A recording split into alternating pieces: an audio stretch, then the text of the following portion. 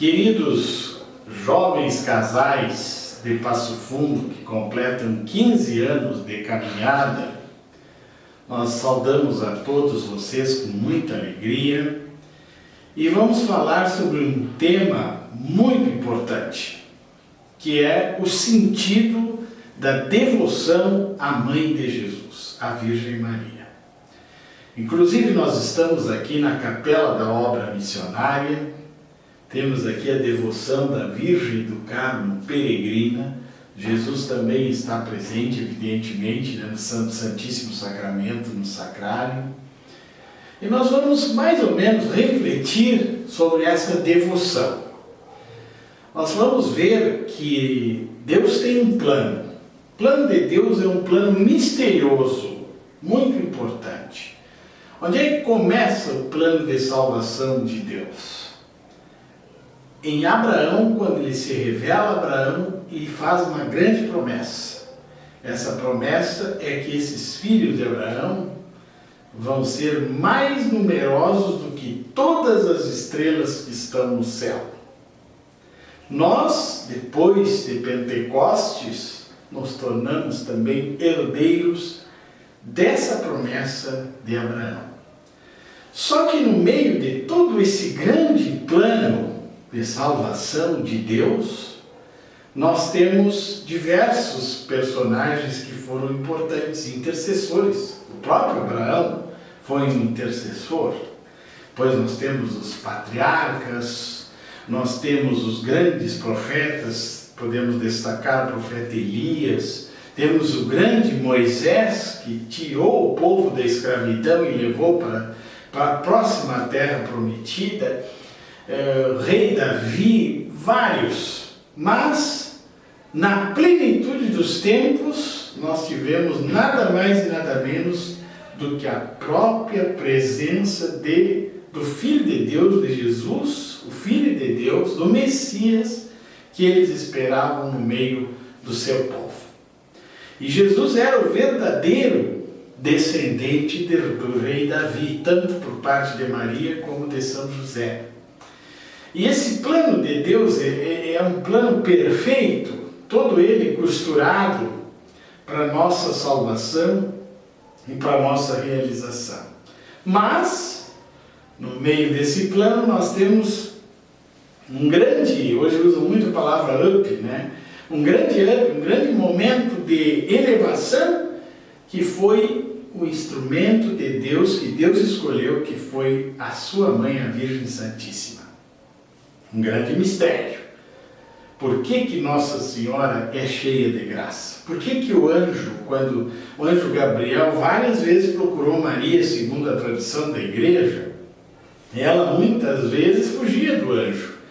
Até que no momento, no grande diálogo, ele disse: não temas, Maria, justamente para ela não fugir mais do anjo e poder receber a mensagem que Deus queria dar.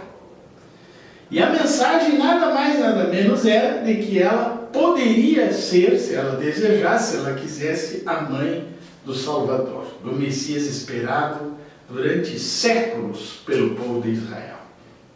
Nossa Senhora, simplíssima e humilde, aceita esse plano, embora com muita dificuldade, com muita confusão. Ela mesma fala para o anjo, né? Ela diz assim: como é que vai ser isso se eu não conheço nenhum homem?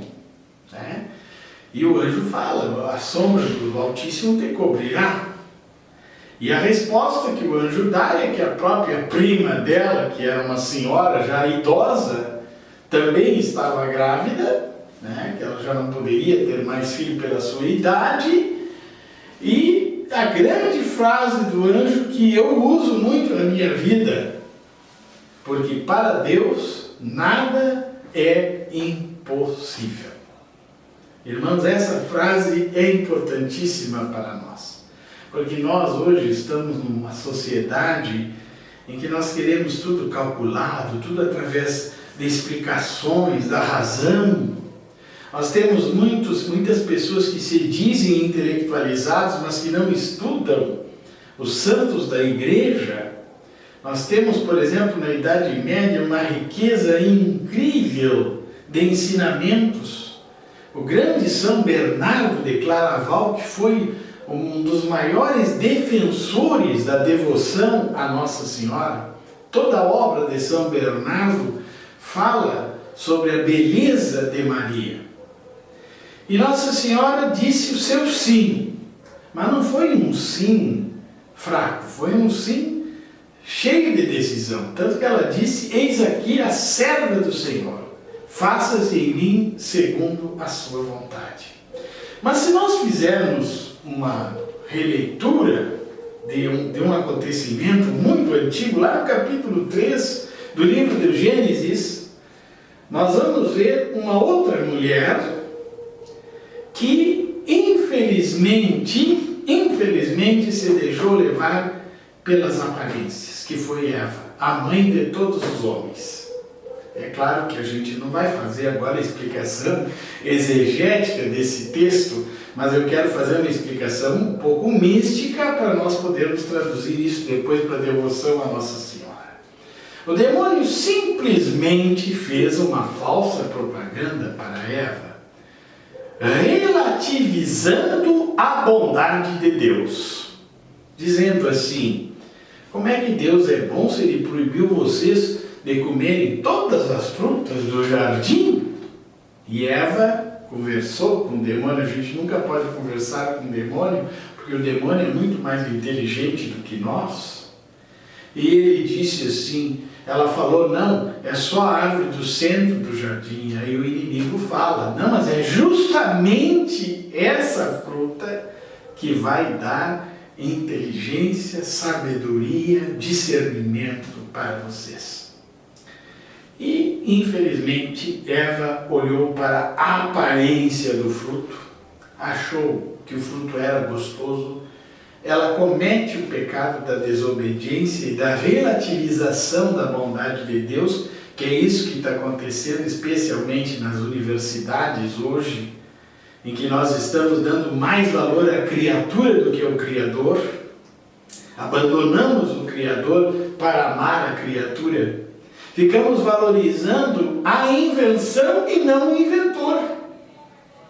É a mesma coisa, hoje nós nem podemos falar mais no mundo virtual, dos computadores e assim por diante, mas quem é que inventou isso?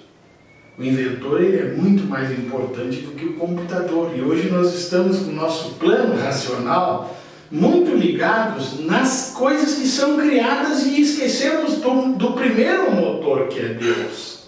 Ele é o gerador de todas as coisas. E esse é o grande problema da nossa sociedade. Infelizmente, como o pecado nunca é só pessoal, Eva o que faz? Ela dá o fruto para Adão, os dois são expulsos do paraíso e vão ter que sofrer para ganhar a vida eterna. Deus, sabendo da incompetência dessas pessoas e da nossa incompetência, Ele envia Jesus para a nossa salvação. Mas por meio de quem que Jesus é enviado? Por meio de Maria. E também, sem dúvida alguma, pela aceitação de São José. Porque nós não podemos também esquecer, quando nós somos devotos de Nossa Senhora, a figura imprescindível de São José. E o anjo também se revela a São José, dizendo que ele deve aceitar Maria, porque aquela obra, aquela graça que está acontecendo no corpo de Nossa Senhora, não era fruto de relacionamento humano, mas sim a ação direta de Deus. E São José, então, ele vai dar esse apoio, ele vai acompanhar Nossa Senhora. E por isso que São José ele é considerado também o protetor da igreja e protetor das famílias. Eu aprendi, no decorrer da minha vida, a ser devoto de São José. E a própria Santa Teresa de Jesus, ela recomendava que na frente de todos os Carmelos, na entrada dos Carmelos, tivesse sempre uma imagem dedicada a São José. Muito bem, o que aconteceu com Nossa Senhora? Ela é uma mãe silenciosa. ela acompanha Jesus no seu grande mistério. Nós temos a perda do menino Jesus no templo, e Nossa Senhora ela fica comovida e diz: meu filho, tu não sabia que a gente estava te procurando? E Jesus responde: mas a senhora não sabe que eu tenho que cuidar das coisas de meu Pai? Né? E Maria guardava tudo isso dentro do seu coração. Teve um momento importantíssimo que Nossa Senhora aparece, que é justamente nas bodas de Caná. Numa situação muito simples, os noivos iam passar por um vexame por falta de vinho. E simplesmente Nossa Senhora chega para Jesus e disse: meu filho, eles não têm mais vinho.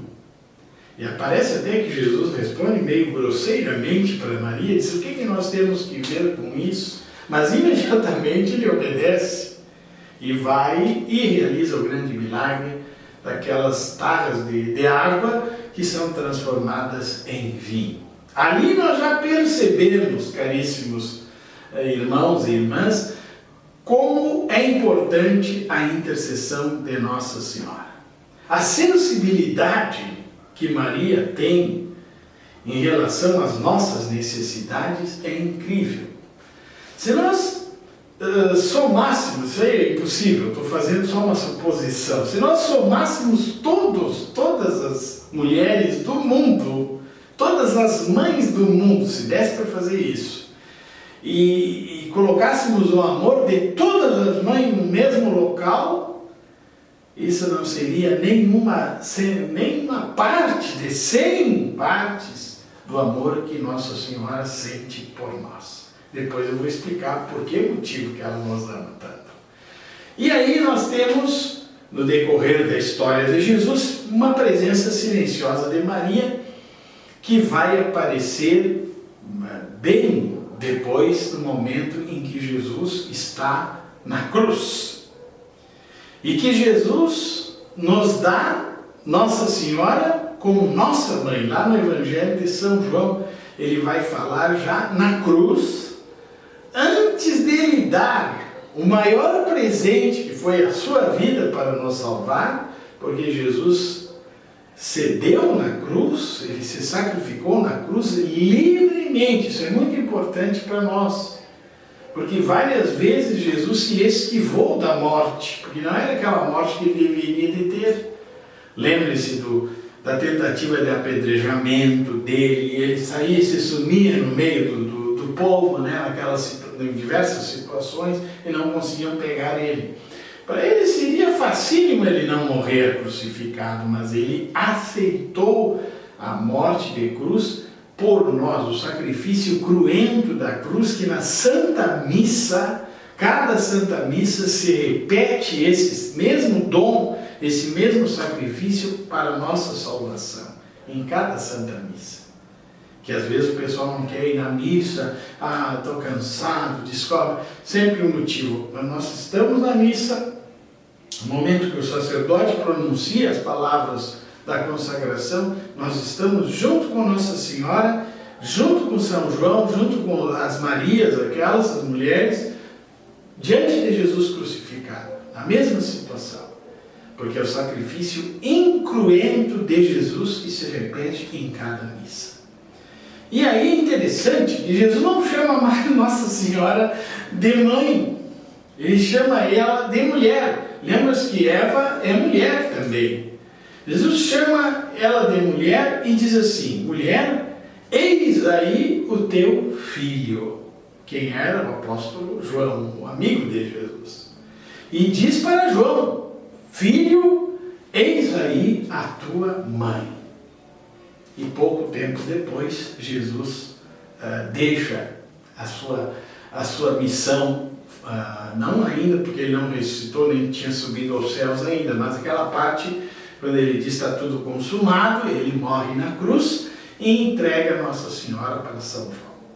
Aí nós temos um ponto importantíssimo, que desde aquele momento João levou Nossa Senhora para sua casa.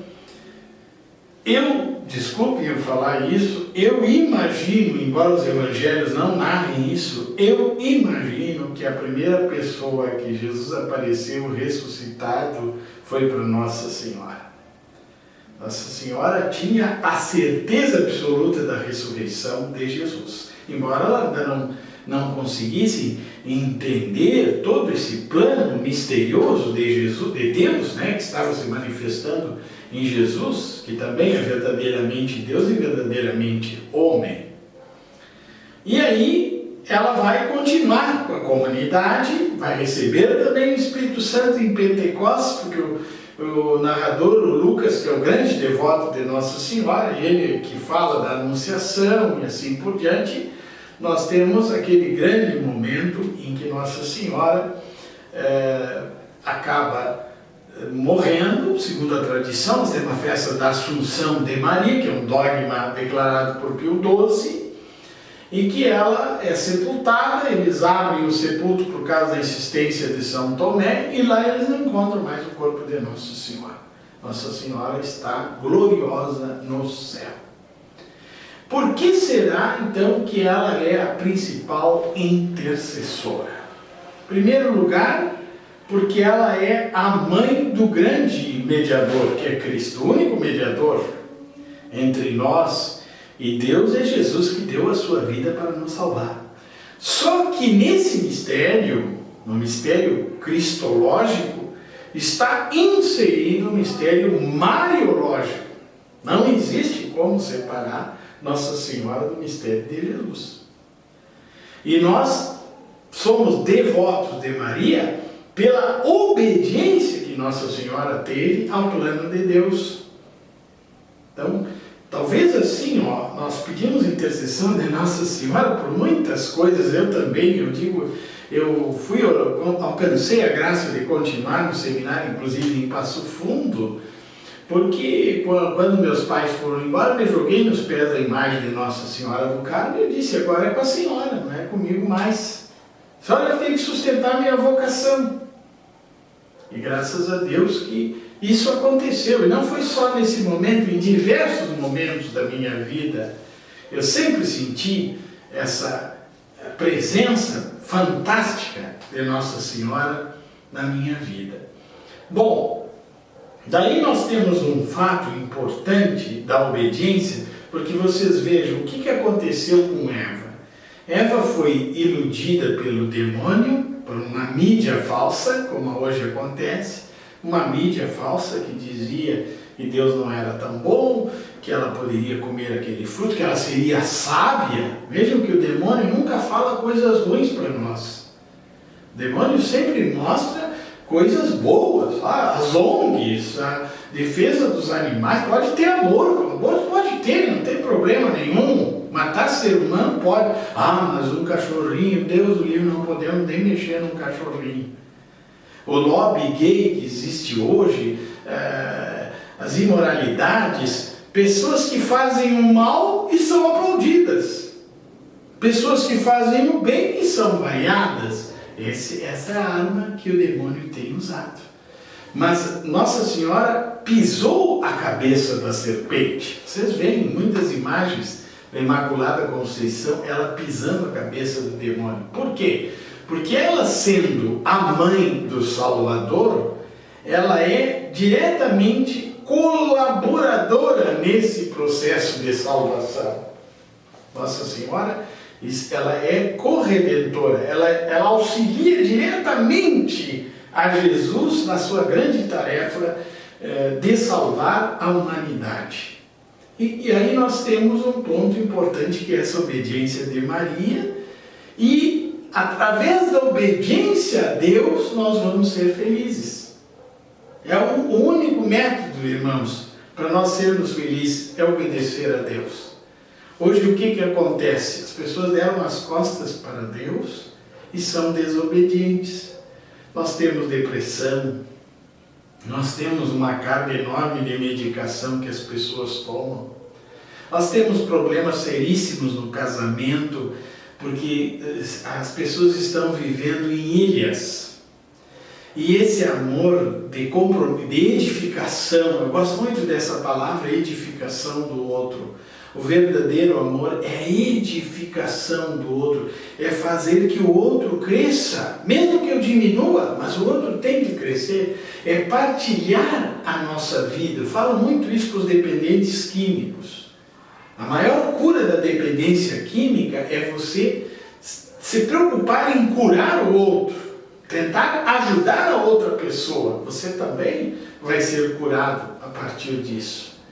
Então nós vemos nessa figura altamente altruísta de Maria um grande exemplo de obediência a Deus. E eu posso afirmar para vocês também que Nossa Senhora é a pessoa mais alegre do mundo, que não existiu nenhuma mulher, nenhum homem, nenhum ser humano mais feliz que Maria.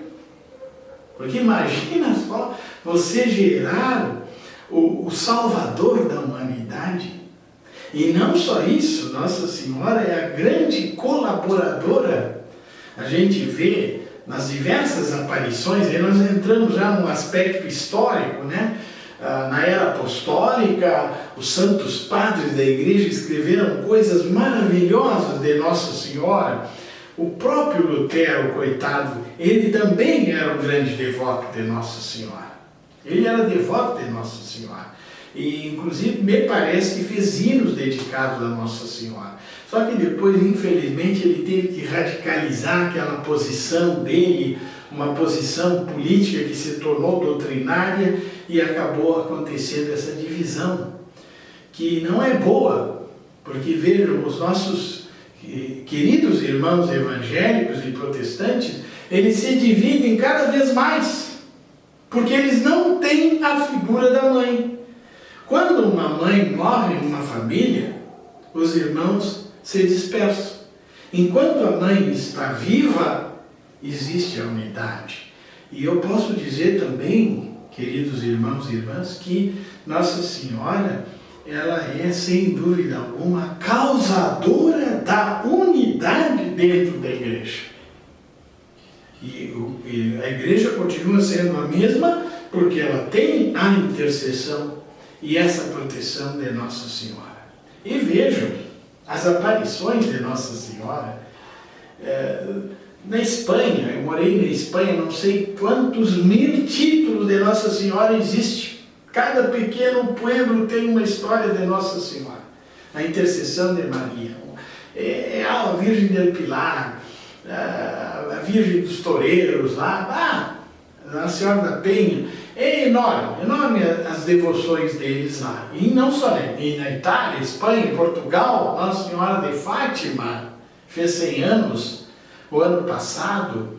A mensagem de Nossa Senhora de Fátima, Nossa Senhora de Lourdes, Nossa Senhora da Salete, o grande milagre de Guadalupe, que é um milagre científico, né? Aquele pano que ficou a imagem de Nossa Senhora, do índio que é santo, agora Juan Diego, com detalhes que é impossível um homem daqueles do século XVI fazer aquelas pinturas como estão ali, com aqueles detalhes e com uma tinta desconhecida pela química desse mundo. Até eu recomendo muito vocês, hoje nós temos o YouTube, temos várias coisas boas na internet, pessoal. Procure uma boa formação de vídeos, sites católicos que falem dos nossos santos, de Nossa Senhora, em vez de ficar perdendo tempo com novelas, com não sei o que, né? nem gostaria de me referir a isso, mas é uma grande perda de tempo.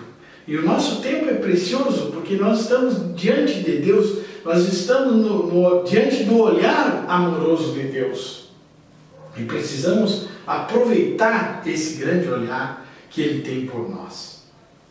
Como nós tratamos de casais, vocês são um grupo de casais, eu recomendo a oração do Santo Terço.